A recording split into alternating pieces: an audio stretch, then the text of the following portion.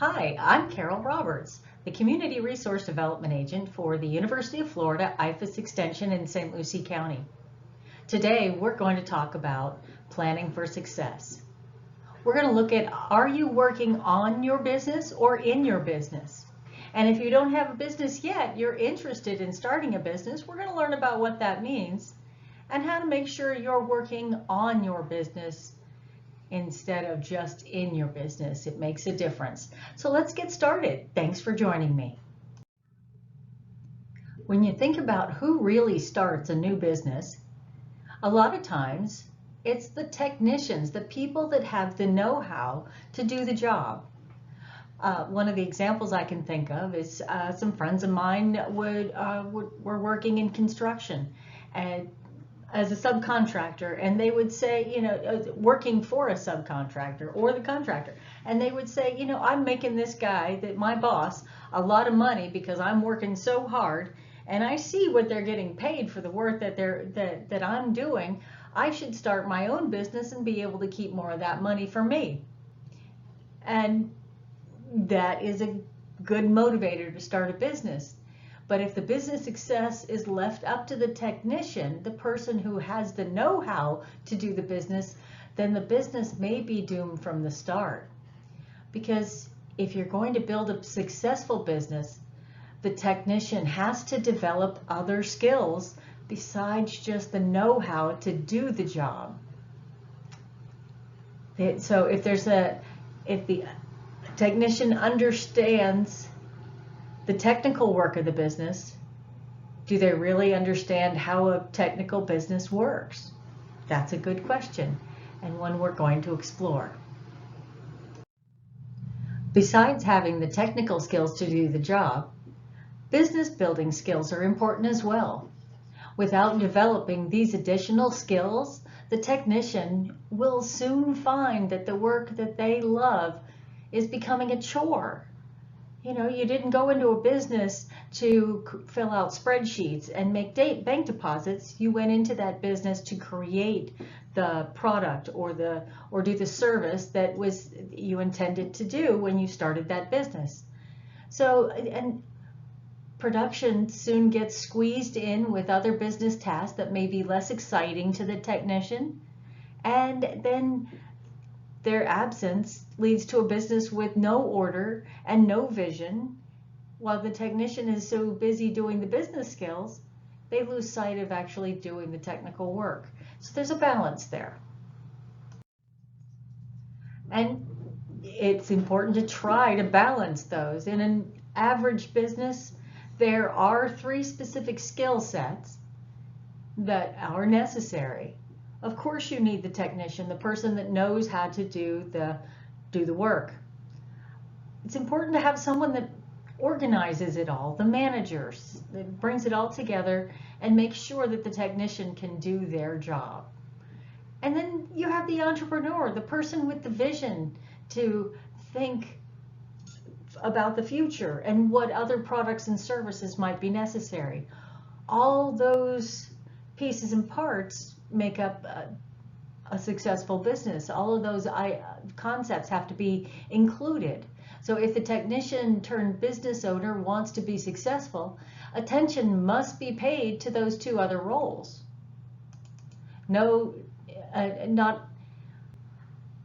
They may be the same person, they may not be. They may be separate people, but distinct elements of one personality.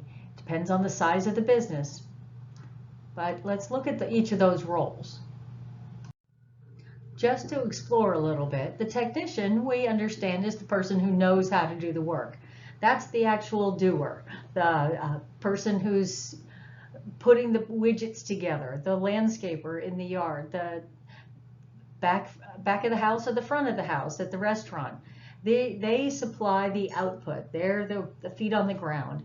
And really they're happiest doing the work that they do well. The technician enjoys that role. They know what they're doing. They're comfortable in that role. And it's a good place for them to be. Then you have the manager. I mentioned before, this is the person that likes the order of the operation to be running smoothly. They supply that order. They make sure that the bills are paid, the lights stay on, the supplies are there so the technician can do their job. They are usually well organized. They don't like surprises.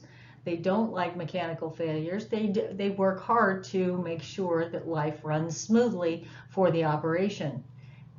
And they're happiest when it does. And then you have the entrepreneur. Well, this is the one that comes in and just messes up everything. This person supplies the vision, thinks ahead, says, hey, you know what we can do next? Let's try this. They're constantly living in the future, and they are throwing disorder in the manager's world. They're showing new processes to the technician that confuses their world, and it brings disorder to what the other two roles, like as a bit of orderliness. But this is necessary for the business to grow this role. And if troublemaker that they are, they're part of the operation. I mentioned that balance a few screens ago. This is what we'd really like. We would really like our one person, that you as the business leader, to have a good balance of entrepreneurship and your manager skills and the technician. That's not always possible, but that's always necessary. You need that vision, you need that orderliness, and you need the person that knows how to get the work done. All are necessary, and a good business builder has a good balance of all three. So with all those three personalities constantly battling each other, how do you satisfy those three personalities and get that balance? Well, you want to make sure that the technician has a place where their work can be accomplished, where everything's within hands reach, it's orderly, they have what they need. Well, and then that's what the manager wants as well. They want that orderly space. They want the bills to come in, the bills to be paid on time, and the employees to do what they're supposed to do. And the entrepreneur wants the space to think and grow. So how do you satisfy all three personalities? You need a tool to conceive and perfect a system that will satisfy all those personalities, and a way of providing customer needs while maintaining control of your business. And if you create a business development model, you'll have a means to feeding all three personalities while creating a business that works. Let's look at how to create that business development model. As we look at how to create the model, we have to understand how businesses develop, their phases of growth. And all businesses start out in the infancy phase.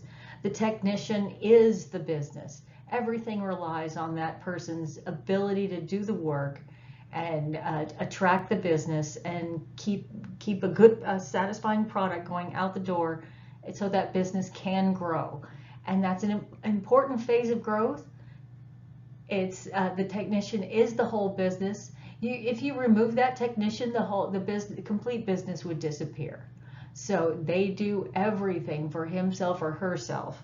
An example I can think of is a food manufacturer that I knew that was trying to be the salesman, the sales department, the marketing department, and distributing department all at the same time as their business was growing. And yet that business lasted just as long as that technician did. It wears on you, being the technician and being everything. And this is where burnout can happen. So that business really can't get stuck in this phase. Where do they go from here? Well, when the technician gives out and the rubber hits the road, something's got to be done. And this is the decision, when the decision has to be made, whether you stay small, get small again, or go for broke, move the business into the next phase of growth. This is the expansion phase. It's unnerving to do this. This is where you have to leave your comfort zone. You may need to apply for funding and business loans at this point in order to be able to pay for staff that will be necessary, new equipment that might be necessary. What if you add another whole crew to your team? At this point, you may need to develop a business plan to submit to your lender as backup for a commercial loan. Maybe you've gotten along without it to this point, but if you're going to expand, it's going to take leaving your comfort zone and stepping out into some risks. But it's with proper knowledge, planning, and research, you can feel relatively comfort about taking that expansion step. And we're going to talk about how to do that. And if you can survive the expansion phase, your business can move into the maturity stage of growth. And this is how the business will work. And this is where the business generates profit and not just sales revenue. Standards are set, balances are found, and customer is viewed as an opportunity. The business becomes more stable, and the customer takes center stage. So the technician and the entrepreneur have been constantly battling at this point, and the manager has been that force field between those two levels. So, and this is that a plateau to land on. So knowing about the phases of business growth, I mean, why would you want to move from infancy to maturity? That could be a good question. Why not just stay small? And especially considering the statistics. According to the Small Business Administration, half of all businesses fail within the first 5 years. And 80% of the businesses that do make it to that 5-year mark will fail in the second 5.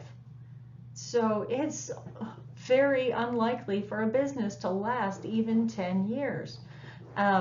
However, statistics show that 75% of franchise businesses are still in business after 5 years. That's a significant increase over independent businesses.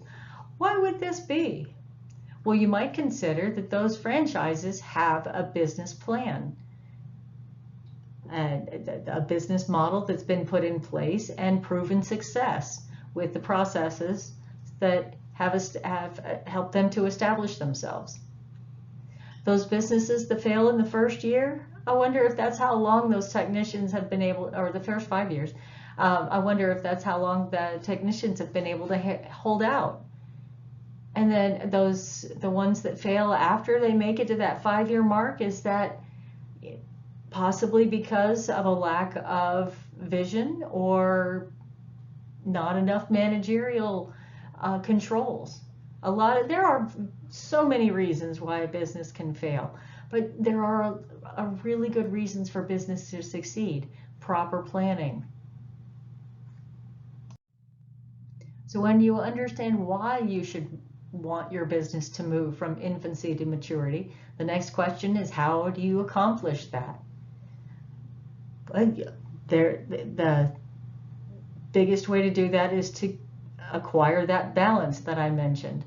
Make sure that you're participating in your business as a technician. Be part of the hands-on, know what's going on, even if you're not the person doing it anymore. Act as a manager by putting systems in place. Understand where controls should be in place, system controls, and where standard operating procedures should be established for better flow of business, and be part of those decisions, even if it's not your role to do that anymore, and provide the company with vision. Somebody needs to be thinking about where this company is going to go. Why is it here, and what are we going to accomplish as a team, even if it's just a team of one? How are we going to make our mark? So let's explore. When you want to move from infancy to maturity, you need a plan. And you can start with an operational manual.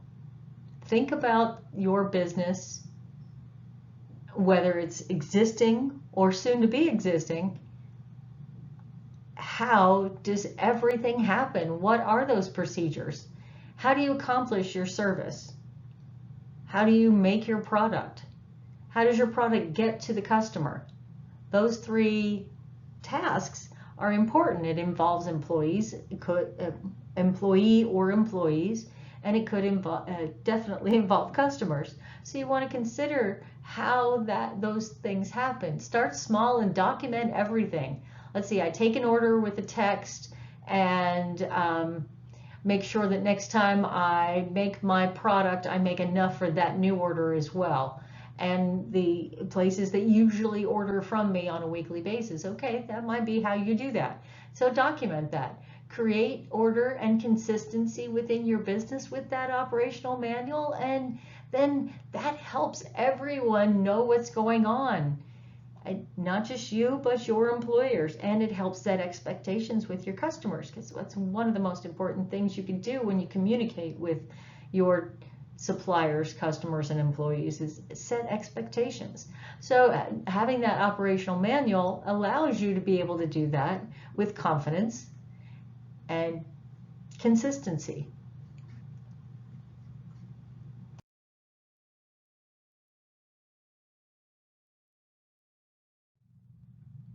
When you're building that operational manual and building a small business that works, you're going to have some strategies that you want to apply in your business, specifically how you're going to market and reach your customers, how you're going to place yourself in the market against your competition, things like that. So you'll have a strategic objective that you want to identify, and some other strategies like your organizational strategy. How are you going to provide your service or make your product most efficiently? Your management strategy. Who's going to be making which decisions? Who's going to be overseeing employees if we have any? Who's going to make sure that the bills get paid? Those kind of things. And your marketing strategy. How do we set ourselves apart from our customers and make sure that our advertising reaches our target audience? All kinds of things that you're going to think about besides just doing the work, technician. These are those business skills that are going to come into play. So let's explore each of these really quick. And I just wanted to mention that all these strategies and objectives are actually all components of the business plan. Once you've explored these steps, all you need is the financial strategy, and you have created a business plan. But we will get to that topic in just a moment. To explore just a little bit, that organizational strategy, you want to start with an organizational chart and create a description of every company position. This is our crew leader. This is our office support who answers the phone and schedules the crews.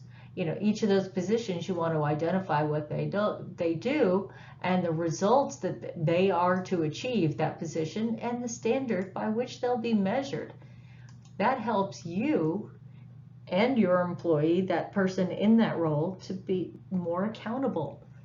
And that's an important thing in business often, especially because as the business leader, you often deal with human resources issues that are more easily handled if everyone knows what their role is and what the standards that they'll be measured by are. All right, well, you've looked at all those other strategies and explored, jotted down some notes, and that's the start of your business plan. But we are going to really go in depth and talk about how to get that business plan put together. If you're crafting a business plan, it is actually just like planning a road trip. How many of us here have done that? We wanted to get from one place to another. We don't just hop in the car and go without any kind of plan, do we? We just hope it's in that direction. We should look at a map, maybe GPS if you're that modern.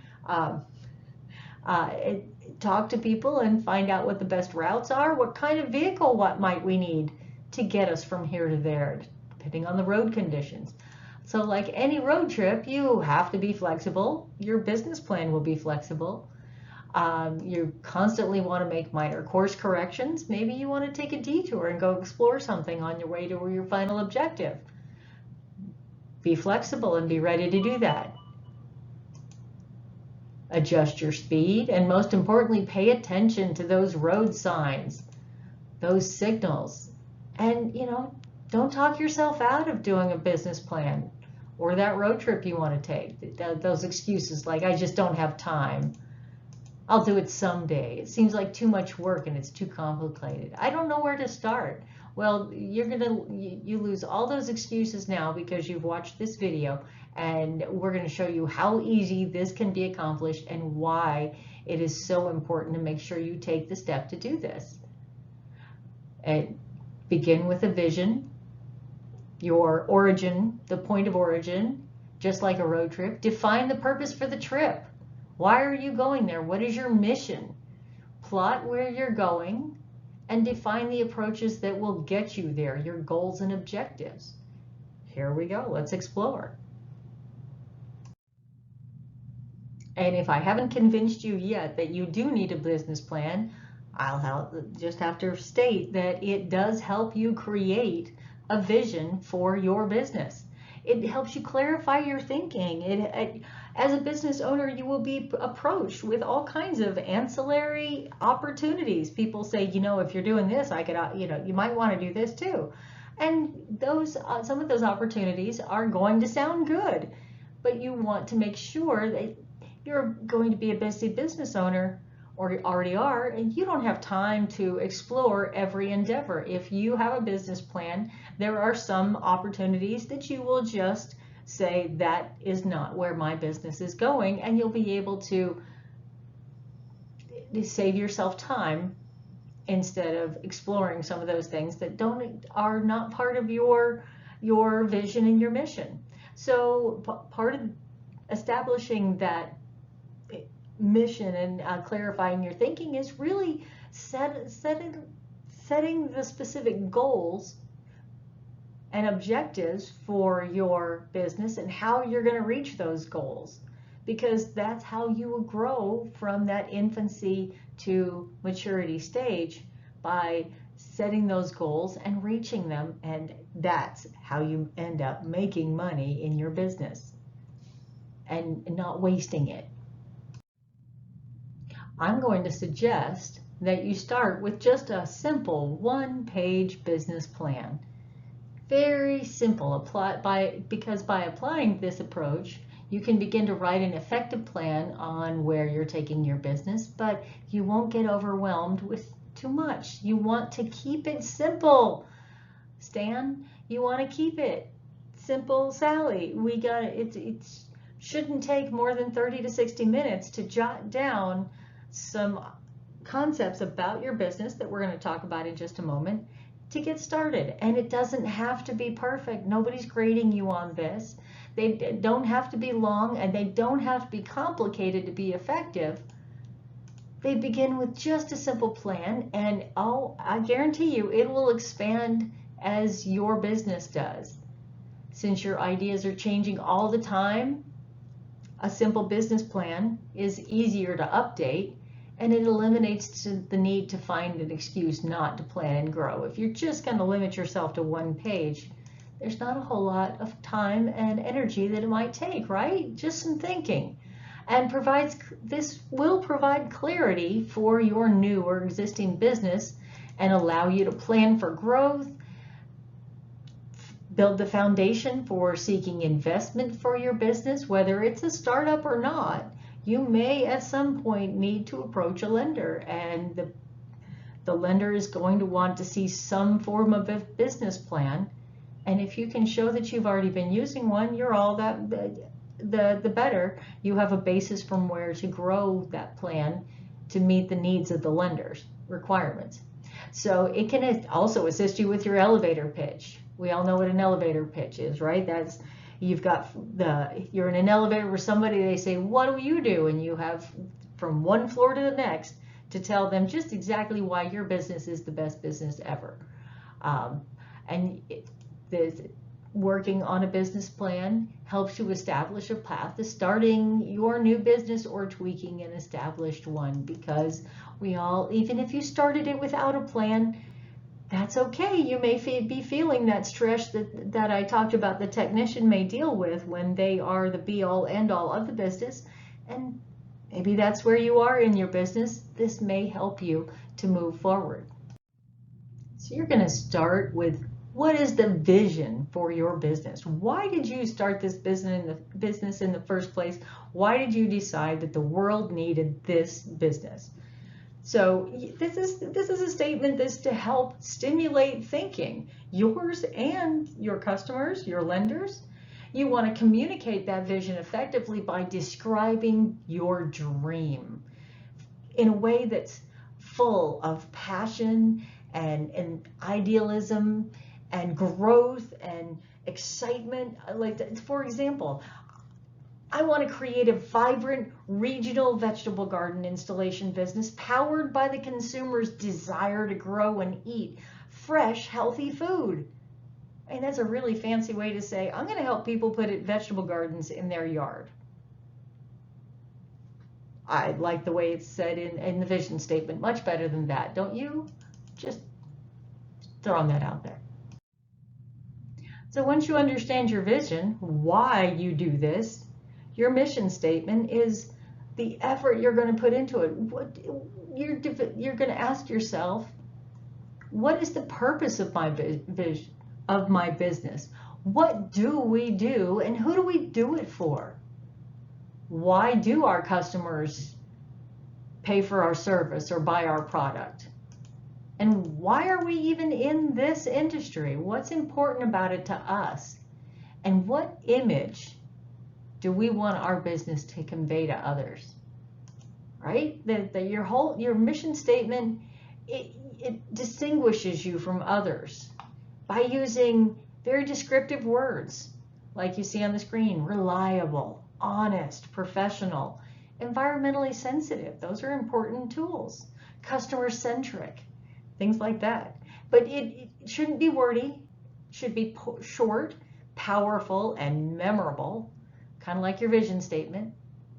And just simply describe your business purpose, like the example on the screen.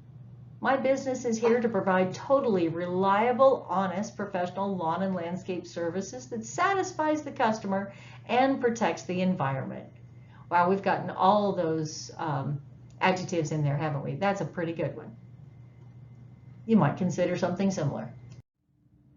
All right, now we understand our vision and our mission for our business, but what are our goals? Where do we intend to go as a business? And how are we going to achieve those goals? And what are we here to do? So let's start with 3 or 4 goals. It can get overwhelming if you have more than 6. Try to go for just 3 or 4. And make sure that whatever goals you identify fit with the vision and mission statements. You know, if you mentioned in your mission that you intend to be a sustainable lawn service business, you might have a goal to explore alternative weed control methods and pest control methods instead of using pesticides and chemicals on your customers' lawns. That might be a goal so that fits with your mission and vision. And you want it to fit with the values of the company. Like I mentioned before, where are you in the market? Are you the low price leader? Well, do your goals reflect that? Are you the top of the line? Do your goals reflect that? Are your goals easy to understand, and are they flexible? Because business changes fast and our goals may need to change. Can they be changed without rearranging our whole company? We want to make sure that they're flexible, and we want to make sure they're SMART goals. I prefer SMART goals because I've heard people say, I just want to be rich. Well, that's not very specific and is definitely not measurable. How rich is rich? Give me a number. Is that achievable? I don't know. What's your education level, your entrepreneurship skills, your business skills? So is it realistic? And definitely we want to make sure that smart goal. Our goals are time bound because people, we are human and we work best with deadlines. So make sure that you have a deadline. I'm going to accomplish this by this time. Let's see some examples of that. So here's an example of some objectives and the goals based on the goal. Those objectives are the specific steps that you're going to take to reach those goals. For example, if this business said that they want to enhance their expertise, increase their brand awareness, and increase food safety, because apparently they make a food product, then their goals might be to, let's see, if we're going to enhance our expertise, we need to attend some seminars about growing our products. And we can attend at least 2 over the next 3 years, I think. There are some regional workshops and seminars that we know about. And if we're going to increase our brand awareness, maybe we need to explore creating some social media platforms, some websites, and use social media more for more exposure. And we can do that sometime this year. I think that's an easy one to accomplish in the next year. And if we're going to increase our food safety, wow, I think we need to really make sure we have a food safety manual for our company and our employees by the end of this year. That would be important so everyone knows the standards that our company follows when they're creating our food product. And also, we might increase our market share over the next 3 years by a noticeable 10%. That would might be the result of that social media and increased website presence by being able to increase our market share with our product. So those are some example objectives on how to reach that goal. 3 simple goals, 4 objectives that would attend to all add to that goal. And now that financial strategy, that last piece of the business model that we mentioned several slides back, that financial strategy is very important, and it helps you know where you are in your financial stability at all times and where you expect to be. So your first year in business, you might list some easily identifiable expenses such as your phone costs, your website design maintenance, startup costs. How much is it going to cost to, what are you going to pay monthly for that truck and the crew to ride around in, and the trailer and those 2 lawnmowers that you bought? Is there a monthly cost on that? So you want to make sure you list your business expenses first, your overhead and your flexible expenses. If the busier you get, the more supplies you might need to buy. So think about those expenses that you might incur in the next 12 months. If you've been in business already, your figures from previous years should help you guide you to a more exact projection on this. Also list out those revenues you expect to take in. If you've not been in business before, there's where those goals come in. We expect to have at least 6 yards to maintain each day, 5 days a week within the first 6 months. And how are we going to accomplish that? Mass marketing, flyers on neighbors' doors, things like that. That's your goal and your objective there. But those goals and objectives, if you have not been in business yet, will set the stage for estimating those revenues. If I have this many yards and charge this much per yard, how much might I expect it to make in the next 12 months?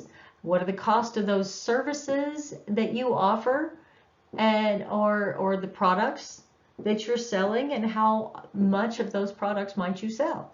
So that helps you to begin to develop a cash flow and an income statement and a balance sheet, which we'll talk a little bit more in depth about in future segments.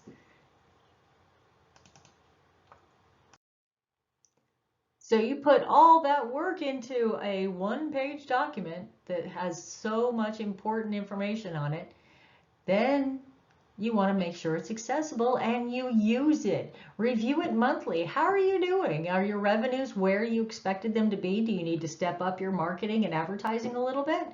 Are you ahead of the curve, and will you be able to grow sooner than you expected? How are you going to direct that growth? There's so many questions that come up when you're in business for yourself. So test drive that plan. Get out in front of as many potential clients, partners, and suppliers as possible before you even start your business. If you haven't yet, ask them, is this realistic? Am I planning appropriately? Am I overestimating? That will help you to hone your plan and have a more specific, measurable, attainable, realistic, and time-limited plan. A smart plan. So you want to make sure you do that so you don't crash and burn like this guy who apparently tried to ride something he may not have tried to ride. Should not have tried to ride. So test drive your plan. Make sure that you are on target. Develop that marketing pitch. The more you develop the plan, the better your elevator speech gets. I promise you.